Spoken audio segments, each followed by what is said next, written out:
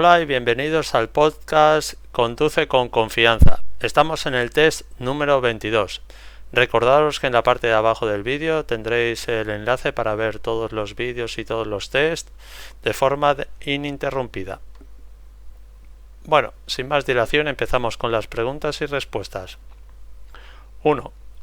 Si en una primera prueba de alcoholemia no supera los límites máximos permitidos, los agentes realizarán una segunda prueba si presenta síntomas de estar bajo la influencia de bebidas alcohólicas. 2.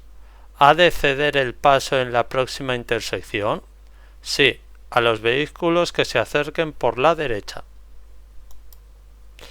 3. ¿En esta intersección debe ceder el paso a los ciclistas? Sí, a todo el grupo. 4. ¿Qué indica esta señal? Que la próxima salida está a 100 metros. 5. ¿Debe señalizarse un vehículo inmovilizado en el arcén por una avería? Sí, con la señal de emergencia del vehículo, los triángulos de preseñalización de peligro y, en caso de ser necesario, con las luces de posición. 6. Si no obstaculiza la marcha de otro vehículo que le sigue, ¿actúa correctamente? No, debe circular por el carril de la derecha. 7. ¿En qué lugares se suele utilizar una línea en zigzag amarilla que prohíbe el estacionamiento? En las zonas destinadas a la carga y descarga de vehículos. 8. La parte del cinturón de seguridad que se sitúa sobre el pecho debe colocarse en la clavícula, entre la espalda y el cuello. 9. ¿Está permitido circular con cortinillas contra el sol en ventanillas traseras de un turismo? Solo si el vehículo lleva dos espejos retrovisores exteriores. 10. ¿A qué velocidad mínima deberemos circular si no existe causa justificada en una autopista en la que se prohíbe circular a más de 100 km por hora? 60 km por hora, circulen o no más vehículos. 11. Con esta señalización, ¿a qué vehículos debe circular? ¿A qué velocidad debe circular? A 30 km por hora como recomendación durante el tramo que subsista el peligro. 12. ¿Cuál de los siguientes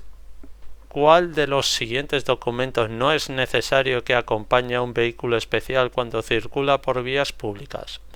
El permiso para transportar cargas pesadas. 13. El sistema EDR registra datos de incidencias después de un siniestro. 14. Se prohíbe circular por autopistas a los vehículos que no sean capaces de alcanzar en llano 60 km por hora. 15. ¿Llevar el reglaje del sistema de alumbrado demasiado bajo influye en la seguridad? Sí. Se tarda más en percibir un obstáculo en la calzada. 16. ¿Es obligatorio llevar en un turismo triángulos de preseñalización de peligro? Sí, es obligatorio llevar dos homologados. 17. ¿En qué situación se pueden encender solamente la luz de posición entre la puesta y la salida de sol? Para inmovilizar el vehículo en un arcén fuera de poblado. 18. ¿Puede un conductor con una enfermedad crónica conducir un vehículo? Sí, siempre que sepamos los primeros síntomas de la crisis y cómo actuar. 19. Una correcta presión de inflado reduce el riesgo de reventón del neumático. 20. El sueño afecta a la conducción porque aumenta el tiempo de reacción. 21. ¿Cuál de las siguientes señales de circulación tiene prioridad sobre los demás? Señales de balizamiento fijo. 22. ¿Cuál es el objetivo de los paneles de mensajes variables? Regular la circulación. 23. Si se ingiere una pequeña cantidad de alcohol, se produce cierto deterioro en la capacidad de conducir. 24.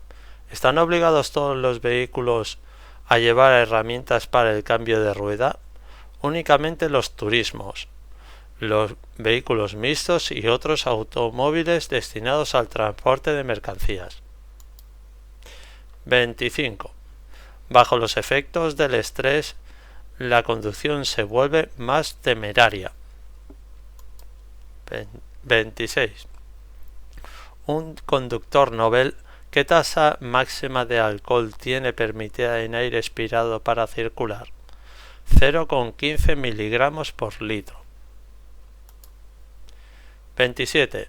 ¿Puede la carga de un vehículo sobresalir de la proyección en planta del vehículo?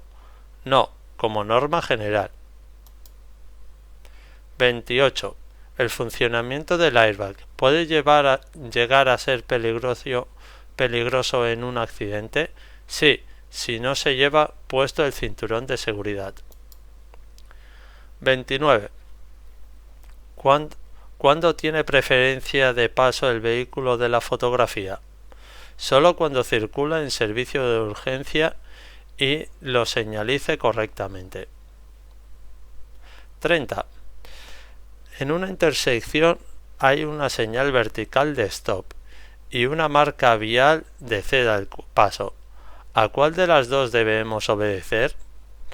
La señal vertical de stop.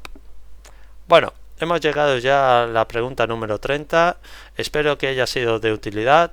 El día del examen les deseo la mejor de las suertes y nos vemos en el próximo vídeo. Muchas gracias y hasta pronto.